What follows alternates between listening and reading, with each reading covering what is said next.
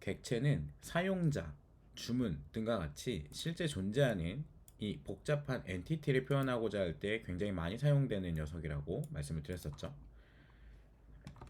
사용자는 현실에서 장바구니에서 물건 선택하기, 로그인하기, 로그아웃하기 등의 행동을 합니다. 이와 마찬가지로 사용자를 나타내는 객체 유저도 특정한 행동을 할 수가 있대요. 자바스크립트에선 객체 프로퍼티의 함수를 할당해 객체에게 행동할 수 있는 능력을 부여해 줄 수 있는 방법이 있는데 그걸 메서드라고 얘기를 합니다. 객체 자체가 함수를 가질 수 있는 게 객체 안에 들어있는 함수, 어떤 행동을 하는 애라고 해서 메서드라고 부릅니다. 자, 보시면 유저라는 객체가 있고요. 그 유저라는 객체에다가 say hi라는 값에다가 지금 함수를 연결해 주고 있죠. 이런 식으로. 자, 함수 표현식으로 함수를 만들고 객체 프로퍼티 유저 say hi에 함수를 할당해 줬대요. 이런 식으로. 이제 객체에 할당된 함수를 호출하면 유저가 인사를 해줍니다. 이렇게 객체 프로퍼티에 할당된 함수를 메서드라고 얘기를 합니다. 위 예시에선 유저에 할당된 say hi가 바로 메서드인 것이죠. 메서드는 아래와 같이 이미 정의된 함수를 이용해서 만들 수도 있습니다 라고 되어 있어요. 함수를 미리 선언을 해놓고 그 다음에 선언된 함수를 유저의 say hi에다가 집어넣는 거죠. 이런 게 다 가능해집니다. 자, 객체 지향 프로그래밍에 대해서 잠깐 알아볼게요. 객체를 사용하여 객체를 표현하는 방식을 객체 지향 프로그래밍, 오브젝트 오리엔티드 프로그래밍이라고 해서 OOP라고 부릅니다. 자, OOP는 그 자체만으로도 학문의 분야를 만드는 중요한 주제입니다. 올바른 객체를 선택하는 방법, 객체 사이의 상호작용을 나타내는 방법 등에 관한 의사결정은 객체 지향 설계를 기반으로 이루어집니다. 객체 지향 프로그래밍 관련 추천 도서로는 여러 가지들이 있습니다. 나중에 여러분들이 객체 지향 프로그래밍에 대해서도 한번 알아보시면 좋을 것 같고요. 말 그대로 그냥 객체를 중심으로 하는 설계예요. 프로그래밍. 전부 다 객체로 시작해서 객체로 끝나는 게 바로 OOP라고 보시면 될 것 같습니다. 자, 메서드, 우리가 객체 안에 함수를 집어넣는 게 메서드라고 배웠습니다. 근데 이 메서드를 단축해서 또 쓸 수도 있는 방법이 있어요. 다양한 방법들을 제공해 주거든요. 그래서 밑에서 좀 소개가 나와 있습니다. 자, 유저라는 값에다가 이 객체 안에다가 현재 메서드를 추가하고 있어요. say hi는 이제 이 펑션이 들어간다 이런 식으로 넣어서 메서드를 만들 수 있는데 단축 구문을 사용하면 보다 깔끔하게 처리할 수 있대요. 단축 구문은 유저에게 say hi라는 메서드를 추가하는데 보시는 것처럼 이 땡땡이와 펑션이라는 이 기호가 없습니다. 없이 그냥 say hi 하고 소괄호 열고 닫고 그 다음 함수를 이렇게 연결해서 만들 수 있는 거죠. 자, 이런 거를 concise 메서드라고 합니다. concise 메서드라고 얘기를 합니다. 여러분들이 concise가 이제 간결한, 축약된 뭐 이런 뜻이거든요. 그래서 메서드 축약 구문, 메서드 단축 구문이다라고 해서 이렇게 쓰는 거를 concise 메서드 축약 구문이다라고 얘기를 하고요. 자, 이렇게 쓰느나 이렇게 쓰느나 사실 결과는 다 똑같아요. 근데 우리는 이제 요 방식대로 쓴다라는 거. 많은 사용자들이 이제 이 방식보다는 이런 concise 메서드의 방식을 훨씬 더 많이 사용하고 있습니다. 자바스크립트도 계속 버전업을 거치게 되니까.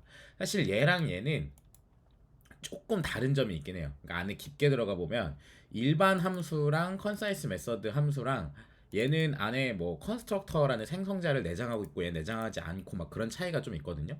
뭐 에러 펑션도 사실 마찬가지고요.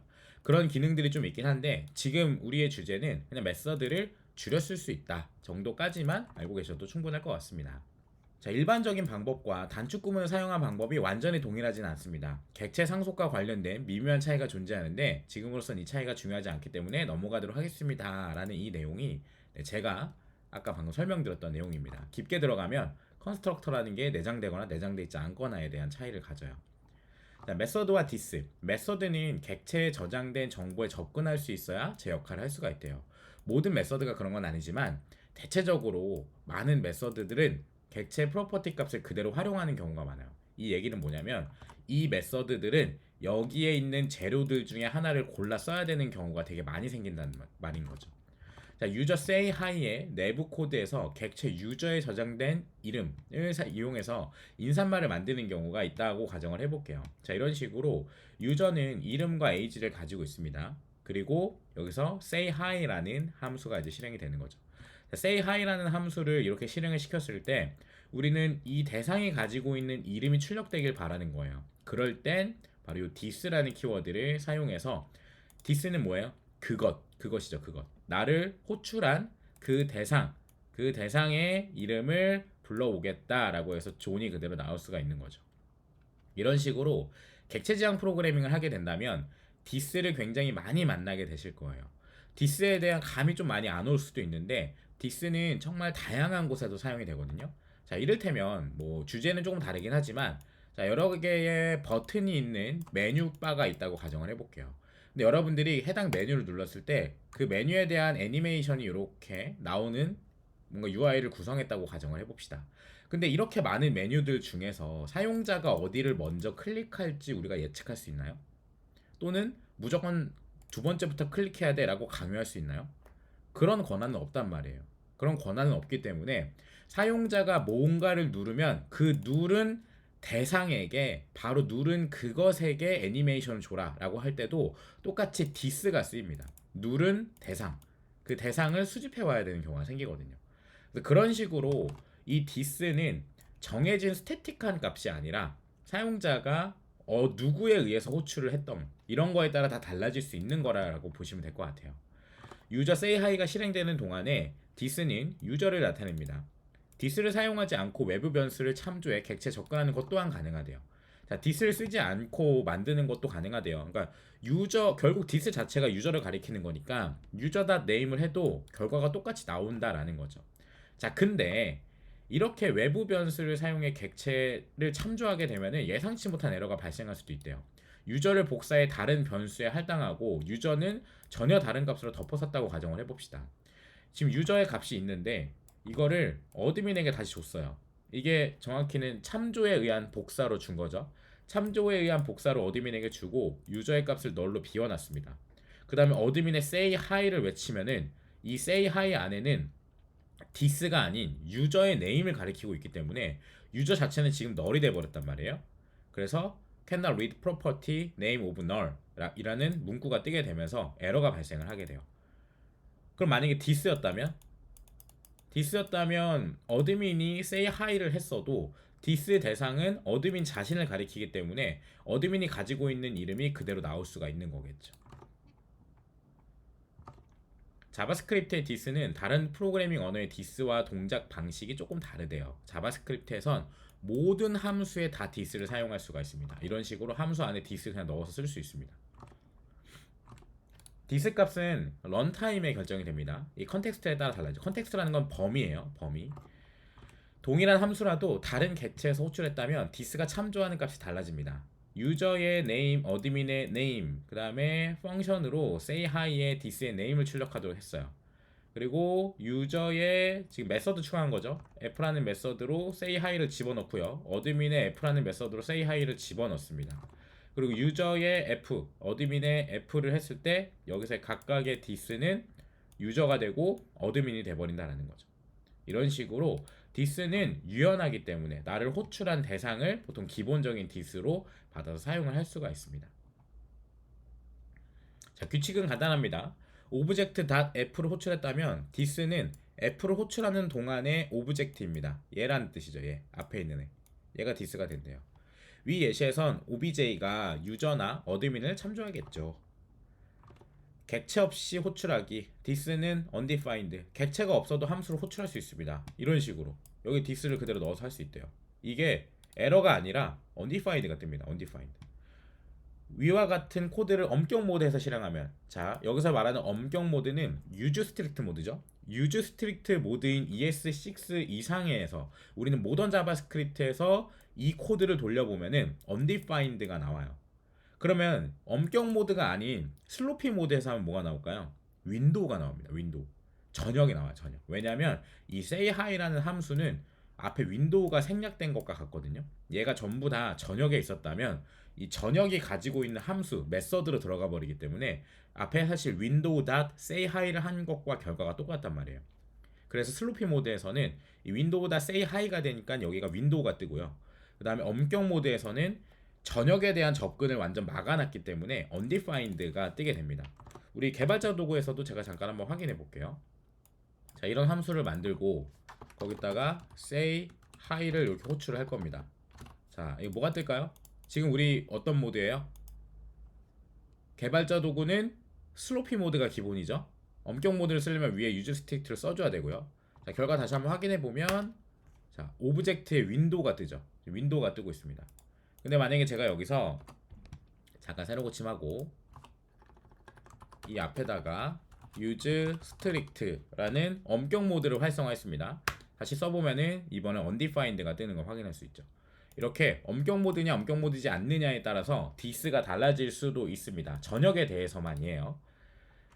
자, 여기도 얘기가 나오죠. 엄격 모드가 아닐 때는 디스가 전역 객체를 참조합니다. 브라우저 환경에선 윈도우라는 전역 객체를 다 참조하게 되죠. 이런 동작 차이는 유즈 스트릭트가 도입된 배경이기도 합니다. 라고 안내가 되어 있습니다. 자유로운 디스가 만드는 결과 다른 언어를 사용하다 자바스크립트로 넘어온 개발자는 디스를 혼동하기 쉽습니다. 실제로 자바스크립트의 디스는 처음엔 되게 복잡해요. 얘가 이상한 애를 막 가리킬 수도 있거든요. 근데 그게 사실 이상한 애가 아니라 약간의 패턴이 있는 것 뿐이에요. 디스는 항상 메서드가 정의된 객체를 참조할 것이라고 착각을 하죠. 이런 개념을 bound this라고 합니다. 자바스크립트에서 디스는 런타임에 결정이 돼요. 메서드가 어디서 정의되었는지 상관없이 디스는 점 앞에 객체가 무엇인지에 따라 아주 자유롭게 결정이 된다는 거. 이렇게 디스가 런타임에 결정되면 좋은 점도 있고 나쁜 점도 있습니다. 함수를 만들어 여러 객체에서 재사용할 수 있다는 것은 장점이지만 이런 유연함이 굉장히 많은 실수로 이어질 수 있다는 단점 또한 생겨요. 실제로 그런 실수들이 많이 일어나게 되고요. 자바스크립트가 디스를 다루는 방식이 좋은지 나쁜지 판단은 우리가 할 문제가 아니래요. 개발자는 디스의 동작 방식을 충분히 이해하고 장점을 취하면서 실수를 피하는 데만 집중하면 됩니다. 이게 뭐래요? 우리는 좋은지 나쁜지 그런 걸 따질 권리가 없으니까 그냥 자바스크립트의 디스가 이렇게 돌아가는구나 라는 장점을 잘 파악해서 실수를 피하는 방법밖에 없다라고 나옵니다. 근데 실제로 디스를 쓰다 보면은 굉장히 혼란스러울 수도 있어요. 근데 하지만 쓰다가 계속 이 디스를 찾다 보면은 일정의 패턴이 보이게 되거든요. 그 패턴들을 익히는 시간이 또 필요한 거겠죠. 자, 디스가 없는 화살표 함수. 이게 또 기가 막히게 함수가 또 디스가 없대요. 우리가 함수에 대해서 배운 적이 있죠. 함수 선언문, 함수 표현식, 그리고 함수 표현식에는 에로 펑션도 있었고요. 그 에로 펑션에서는 일반 함수와 달리 디스를 가지지 않습니다. 화살표 함수에서 디스를 참조하면 화살표 함수가 아닌 평범한 외부 함수에서 디스 값을 가져옵니다 라고 되어 있어요. 자, 보면은 지금 say hi라는 메서드가 있죠. 이 메서드에서의 디스를 찾게 되면 얘는 유저가 될 겁니다. 그쵸? 근데 그 안에 arrow라는 함수가 하나 더 있어요. 근데 그 arrow 펑션 안에서 디스를 또 찾고 있어요. 여기서의 디스를. 그리고 arrow를 여기서 지금 실행을 시키고 있죠. 그러면 이거를 say hi를 실행시켰을 때 결국 메서드 안에 있는 arrow라는 함수가 같이 실행되는 거니까 여기서의 디스는 바로 그냥 내 상위 컨텍스트를 찾게 되는 거예요. arrow 펑션은 디스를 가지지 않습니다. 가지지 않는데 왜 나오나요? 라는 방식으로 접근하시면 안 되고요. arrow 펑션은 디스를 가지지 않기 때문에 그냥 무조건 외부 함수에서 디스를 가져올 뿐이에요. 여기서의 외부 함수는 누구예요? say hi죠. say hi. say hi는 이미 이 안에 디스가 있단 말이에요. 그게 누군데? 유저죠, 유저. 그걸 그대로 가져와서 쓰는 게 arrow 펑션의 기능이다라는 거죠. 이해되시나요? 별개의 디스가 만들어지는 건 원치 않고 외부 컨텍스트 안에 있는 디스를 쓰고 싶은 경우는 화살표 함수가 굉장히 유용해요. 역시 이 내용은 여기 챕터에서 보다 깊게 더 나가보도록 하겠습니다. 자, 요약입니다. 객체 프로퍼티에 저장된 함수를 메서드라고 우리는 부릅니다. object.doSomething 이라는 함수를 같이 연결해서 쓸 수 있죠. 얘는 행동을 할 수 있게 해주는, 객체 안에 행동을 부여해주는 행위라고 보시면 됩니다. 메서드는 디스로 객체를 참조합니다. 이것도 아시죠? 여기서 만약 디스를 찾게 되면 그 디스는 호출한 대상이 되는 거. 디스는 런타임에 결정이 됩니다. 함수를 선언할 때 디스를 사용할 수 있습니다. 다만 함수가 호출되기 전까지 디스의 값이 할당되지 않습니다. 라고 되어 있습니다. 함수를 복사해 객체가 전달할 수도 있습니다. 함수를 객체 프로퍼티에 저장해 object.method 같이 메서드 형태로 호출하면 디스는 오브젝트를 참조하게 됩니다. 앞에 있는 얘를 참조한다는 거죠. arrow 펑션은 자신만의 디스를 가지지 않는다는 점이 굉장히 독특합니다. 화살표 함수 안에서 디스를 사용하면 내 본인이 가지지 않지만 외부에 있는 디스를 그대로 가져와서 쓰는 게 arrow 펑션의 특징입니다. 네, 그래서 이 내용들도 여러분들이 코드를 좀 작성해 보시면서 수배 시간을 가지시는 게 좋을 것 같습니다.